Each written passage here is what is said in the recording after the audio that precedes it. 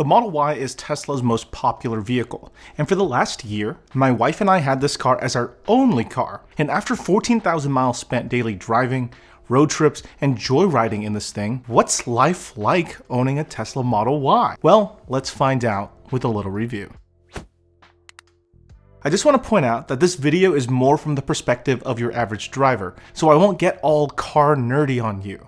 If that's what you're looking for, wrong review. There's plenty of YouTube videos that do so much better than me at that and will tell you all about its quirks and features. Instead, I'll be talking about the ownership experience I've had with it, like charging the car, cost of charging, how it feels to daily drive after so long, and how the interior has held up. If you're more curious about the ordering process or my initial impressions of owning this car, check out the videos up here. Either way, let's start with the question that I get the most from people in public: charging and charging costs. Fair warning, this section is like 10 minutes long. What I found out when talking to people who don't own electric vehicles is their perception of charging. Most people like to think about it like fueling up your car. When it gets close to empty, you plug it in and charge the vehicle. If you treated an electric vehicle just like you would treat a gas vehicle and you decided to charge at a Tesla supercharger, it could take an hour or more to charge from 0% to 100%, which of course is way too long, no matter who you are, especially if you're trying to get somewhere fast. But EVs actually charge faster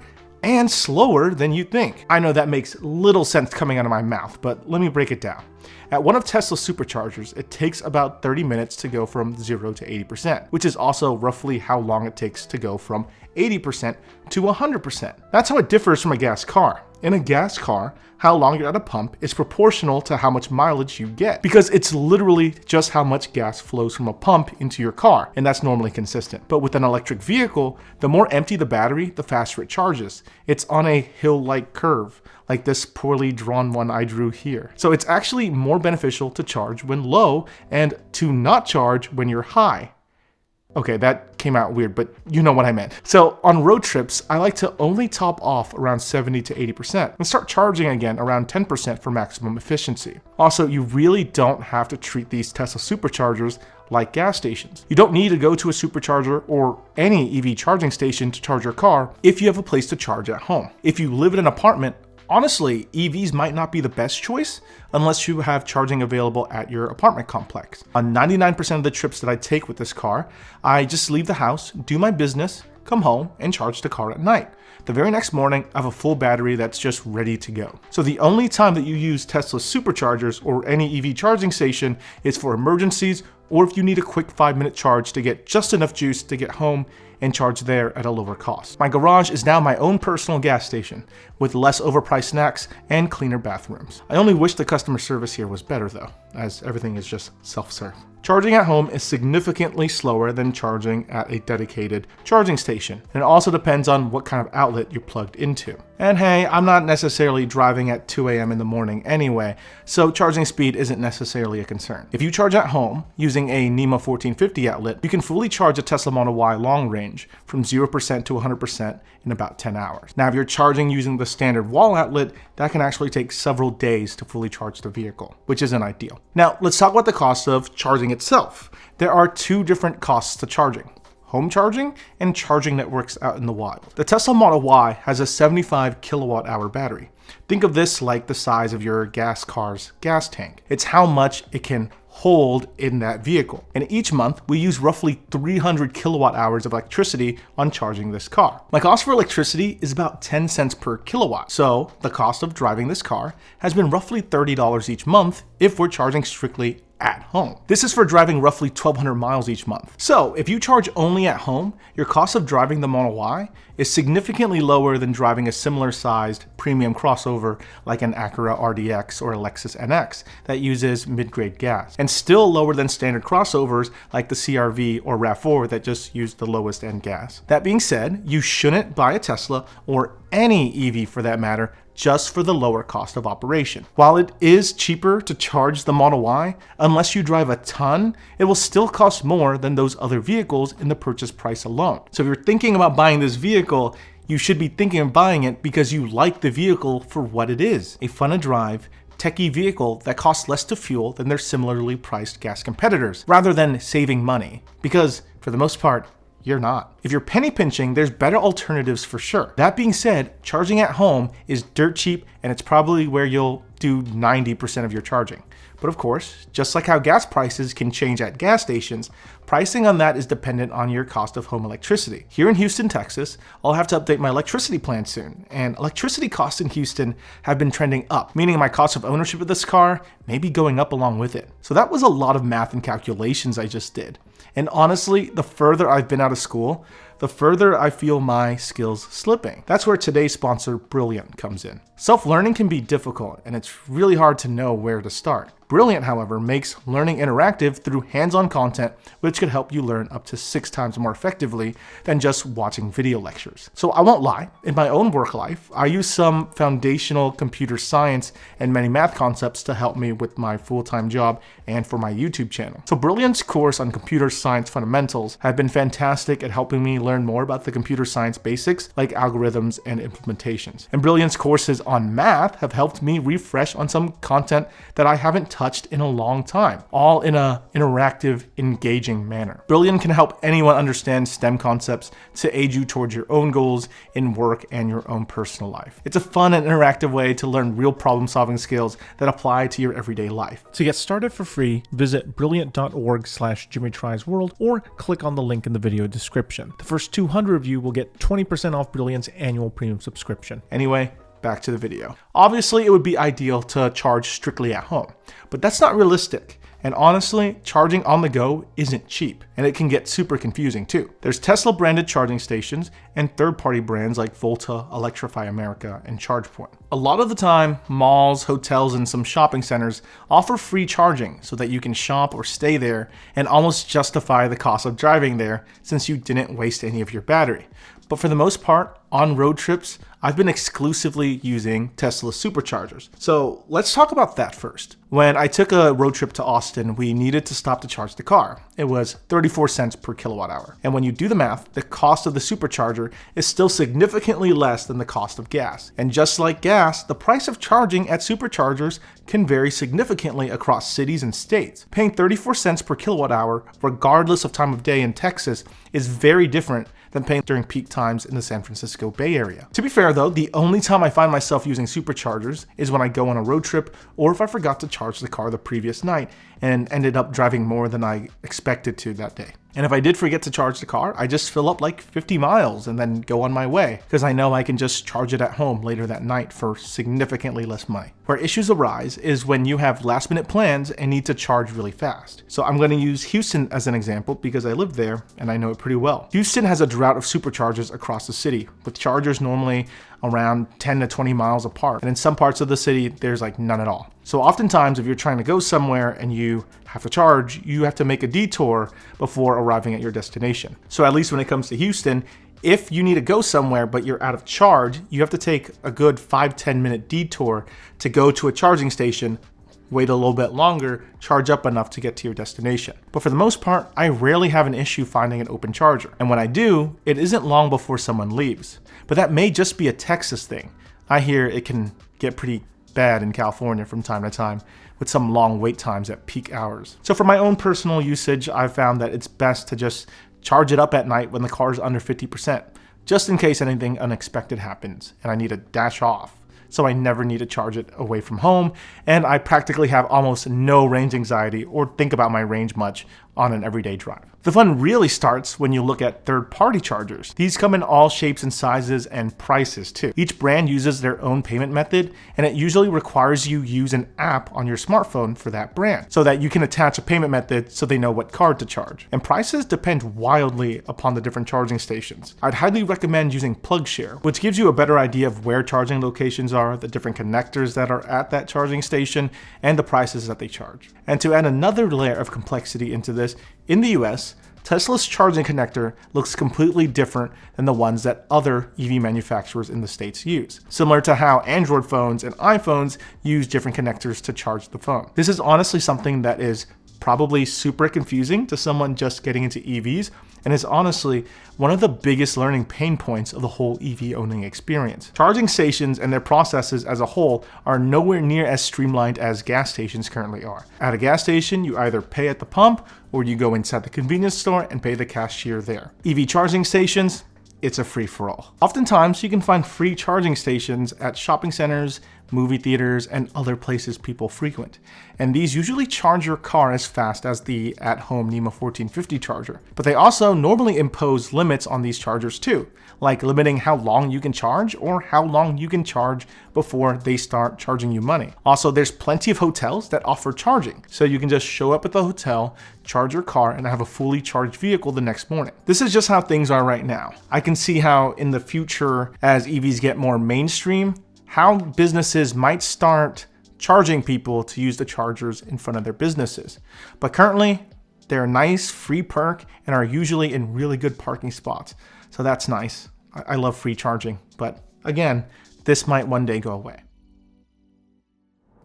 Driving the Model Y is as fun as the first day we first sat in it. It goes fast, and the linear acceleration is always fun. And the linear acceleration also makes gas cars feel almost antiquated and too slow. So I think that's why I always end up having to keep this car on chill mode, because otherwise I may get a little too trigger happy with the acceleration. But my biggest complaint with the Model Y's drive quality, and this has been my complaint since day one, is the suspension is just not great. Minor bumps make you feel like you're sitting in the back of a school bus. In fact, one time we drove to the airport using the Model Y, and we went over a bump, and our luggage in the trunk actually had a little bit of air time, which was not something I'm used to seeing. Also, any minor press on the accelerator really makes you just go, which isn't necessarily a bad thing, but the quick acceleration combined with the really strong braking gives you this really bad feeling seesaw effect, especially in stop and go traffic, where it's really exaggerated. To summarize why that matters is because while you're a passenger in this vehicle, it's significantly easier to get car sick. We've had passengers in both of our gas vehicles and this vehicle, and they get sick so much easier in the Model Y versus our previous gas vehicles because of it. While this car does offer over 300 miles of range, that's only in good conditions. In different scenarios, like during winter or during the summer, where the temperature is really hot or really cold, your range can be decreased. In colder months, the battery's not as effective, and so you'll get less range. In the summer months, you're more likely to blare the AC, which also decreases range. The car is also not as efficient at higher speeds. So think about your rural roads where you're driving 75 or 80 miles an hour. The car does drain the battery faster. This is very noticeable on road trips where your destination is 2 miles away, but your car has 230 miles, but the car's navigation will tell you, hey, you're not going to make it to the location in time, because it's accounting for that inefficiency, taking away additional miles. The way it presents that information is definitely not the best, but I'm not sure how much better you can show that information unless you're the type of person that uses only battery percentages rather than miles. Also, the biggest highlight of these cars, and I think the ones that get shown on social media a lot, are the driver assistance features of this vehicle. So this would be autopilot, full self-driving, auto steering, that sort of thing. Now, by default, Tesla vehicles only come with autopilot and auto steering, and these are basically Tesla's versions of driver assistance features like lane keep assist and adaptive cruise control. Now, I will say Tesla's implementation of adaptive cruise control, autopilot, and auto steering, lane keep assist, is quite good. Autopilot could have you driving 75 miles down the highway, but once the car in front of you starts braking, the car will ease off, and it will even go to a complete halt if the car in front of it does. Auto steering, which keeps you in your lane, does a very good job too. The only times I see it disengage or struggle is when the curve is significant. Think like a turn that's over 45 to 60 degrees. Now, that's not to say that they're perfect. Autopilot from time to time struggles with phantom braking, and I find this most noticeable in the most strangest areas where there's no cars around. So sometimes, this is like 1% of the time when you use it, it'll just brake randomly when there's nothing surrounding the vehicle. It thinks that there's something on the road for a brief second, but it's not there. It presses on the brake and it jerks everyone forward. It's very strange, it takes you out of the moment, and it confuses everybody and it makes everyone feel a little sick. But I just wanted to point out that while it is not a common occurrence, it does happen. Other times that phantom brakes I found is during rural roads. So sometimes there's these roads with asphalt fillings that look like snakes, and in that sort of situation, the car also thinks that something's on the road, and then it slows down, it presses on the brake, thinking, hey, there's something on the road, for just a brief moment, then it stops. So yeah, autopilot, isn't 100% perfect, but it's pretty good. Now, what people like to talk about when they talk about Teslas is full self-driving, allowing the car to pretty much make its own turns, change lanes, do all these additional functions beyond just keeping you in your lane and at the correct speed. Full self-driving is in beta and it costs $15,000. Did I mention that it's in beta? Personally, I don't think full self-driving in its current state is a good value, and I personally would not pay for it. However, there is an enhanced autopilot package, which gives you additional features like auto lane change. If you turn on the blinker, the car will look around and lane change properly. But if that's the feature set you want with the enhanced autopilot, that's a $6,000 upgrade. If you pay for full self-driving, you do get it included, but that's $15,000. And once again, I don't think that's a very good value. Okay, let's move on to the next section. Shifting to driving the Model Y was a bit of a mentality shift. You have to learn how to use an EV with all those different aspects to charging that I mentioned towards the beginning of this video. And at the same time, you have to learn how to use Tesla's dashboard versus what you expect on pretty much any other car. Learning the UI was easy enough, right? Almost anything you need to do is available on the screen and it feels like a smartphone. It's basically like using a tablet, but it's been a source of frustration from time to time as well. Software updates can change how the UI is presented and where every feature is placed in the UI, but it can also add new features and make your life easier and make the car even cooler. The touchscreen only design of the Model Y is definitely not my favorite dashboard, but it works fine. Could it be better? Absolutely. But over time, you just end up adapting to it. But just because you adapted to it doesn't mean it's great either. I could adapt to losing my left arm, but that doesn't mean I wouldn't miss my left arm. Tesla really does need to reconsider their no buttons and knobs policy, because it's a pain trying to reach for something and not knowing 100% exactly where everything is at the moment, or even feel for it because it's touchscreen. And voice controls across all platforms, including your own smart home assistants, aren't always 100% accurate. So something to keep in mind is that while you do eventually get used to exactly where everything is, to where you can get a good feel for it even without looking, with new software updates that makes this car constantly better, it can also make things worse, like moving buttons you're used to in one place to a completely different spot altogether. So just be aware that that does happen. The software updates overall are a net positive, but it can change the orientation of buttons. And when it does happen, it can be a constant string of annoyance. Overall though, Tesla has a very responsive UI at least, and it's so much better than many of the cars I've driven. And it doesn't look antiquated. All right, the look of the car when you step in is almost mesmerizing. I get constant oohs and ahs from friends and family for the minimalistic design, the panoramic roof, and the overall vibe you get when you enter the vehicle. The seats are nice, comfortable, and plush. The white seats still look really nice even a year in. The Model Y can really carry a lot, and it's rare for me to feel like it didn't provide enough space to lug things around. My brother's going to college and he recently moved into his dorm, and I was fortunate enough, lucky enough, to be the one to help him out. And everything that he needed to fit in his dorm fit inside the Model Y perfectly, while still leaving two front seats open for us to sit in. But this premium look and minimalism also has some flaws I think Tesla should start addressing. Some of the materials and finishes just feel cheap. And trust me, I'm not a car snob, I promise. But beside the seats, which again are absolutely fantastic, the feel and finish of the stuff in here is just not great. The fabric lining up top is scratched so much easier than any car I've ever owned. It feels really thin, so much that we don't keep our garage remote up there anymore. And sometimes while you're driving, you'll just hear random creaks and rattles that you can't ever properly pinpoint. Like, it's super annoying. And the fit of even some of the interior is really suspect. You start feeling around this car, it doesn't feel sturdy or durable.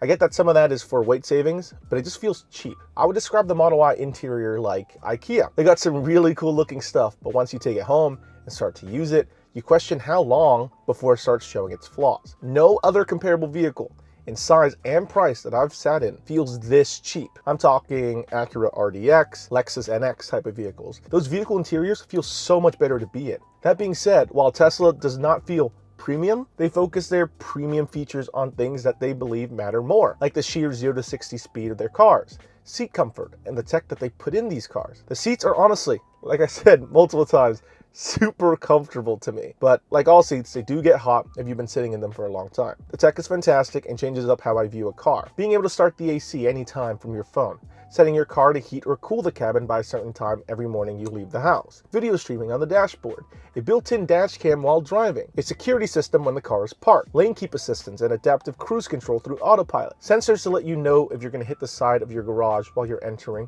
and using your phone as your car keys so you're able to leave your set of keys at home. While some cars have these features, not many of them have all of these features except other Tesla vehicles. Having these techie features really changes how you view your car. It's no longer just a vehicle to me. It's a nice place to sit with the AC running without an engine idling. It's a nice place to enjoy streaming content as I'm waiting in my car at a curbside pickup order or charging station. It's an easy to use rolling and moving dash cam and security system. It's basically a tech product. As someone who's really into tech, that makes it really hard for me to look at other cars and not think about how outdated they are, at least technology-wise. All you have to do, at least in this car, is look past all the suspect fit and finish. Lastly, I want to talk about how Tesla does things as a company, because they sure do things a little bit differently than other car manufacturers. Tesla constantly changes how they do things, and just because your car is a 2023 model year does not mean it's going to be exactly the same as another car of the same model for 2023. There are minor differences. For example, Tesla used to provide a mobile charging kit provided with your car. Now, that's an additional $200 purchase. They used to give you a whole year of premium connectivity, but now all they give you is 30 days. Prices on their cars fluctuate. Lately, they have stabilized, but there's no telling when and where in the world Tesla will increase or decrease their price. And even some new trim levels for cars will appear and some will just disappear at will. Tesla used to offer a standard range Model Y with shorter range than the long range Model Y that they're offering on their website right now, but they over time discontinued it. And when you buy a Tesla, prices aren't negotiable and it's all online, like you're buying something off Amazon. If you walk into one of their locations, Tesla will let you do test drives, but if you want to order a car in store, they'll just walk you over to their computer and show you the Order Now page of their website. So just keep that in mind. Tesla does things differently than a traditional dealer because there is no dealer in the middle, and that's a mostly positive thing, but there are some minor downsides associated with it as well. So I guess this is conclusion time. The Tesla Model Y required a huge mentality shift. Not only is it not gas, but it's also more tech focused than your standard vehicle. But I can comfortably say that after transitioning to just the Model Y, I find it hard to say I'd ever go back to another gas vehicle. Not that gas vehicles aren't important. There are still plenty of things an EV can't do that a gas vehicle is much better at. The Model Y has been a great gateway car for me into the world of EVs. I can't imagine waking up and not having a full battery, or being able to leave my car on with the AC running without the engine on, or that crazy torque and acceleration that always brings a smile to my face and whoever else drives it. Road trips do take a little more planning and requires a few more steps, but at the same time, this is a fun car to drive and a fun car to exist in. It makes me look at new cars and ask them, why can't you be an EV too? Please, make an EV version. That being said, the price of cars across the board have gone up. The Model Y today costs close to $10,000 more than what we purchased it for. That's absolutely ridiculous. Now I'm looking at other EVs that are similar to this, like the Ioniq 6, the Cadillac Lyriq, or Rivian R1S as potential options as our next EVs as well. I think the Model Y was a great introduction into knowing that we can get by with an electric vehicle, and I've absolutely loved my time with it so far. The tech is fantastic, it's fast, it's eye-catching, but you also have to keep in mind that you have to change up how you drive, how you interact with your car, and the overall IKEA-ness of it. Basically, just know what you're getting yourself into. This car, well, it's not for everyone. This is not a car trying to be a luxury car. This is a tech-focused and performance-focused car first, and sadly, luxury last. And that's a huge change from a traditional vehicle, and those differences can feel daunting and require some adjustment, but it's also got quite a few quirks and features you may enjoy as well. I don't regret my own purchase of this vehicle one bit, and I hope Tesla continues to make cars, But with so many EVs coming out within the next few years, they have some great competition. Some of these cars are more car-like too, instead of Tesla's futuristic tech product type of mentality. And with all these options being available within the next few years, our next EV just might not be a Tesla. Not because it's a bad vehicle, but because the competition is quickly catching up and offers a different experience at a similar or less price. There are so many great options out there right now that you really should look around before deciding specifically on the Model Y when you're looking at electric vehicles. A lot has changed in the year that we purchased this, and it's definitely an exciting time to be into EVs for sure. Anyway, what do you personally think? I hope this helped you figure out if it was right for you. Are EVs starting to compel you personally, or do you still prefer gas vehicles? What kind of use cases do you believe that an EV has to overcome before it can fully take on gas vehicles? What cars out there are interesting to you? What EVs are interesting to you? What tech features do you want to see in more vehicles that Tesla does well? I'd love to hear your thoughts on these. Leave those in the comment section below. And if you enjoyed this video, give it a thumbs up, and well, don't forget to subscribe. I'll see you all next time. Bye.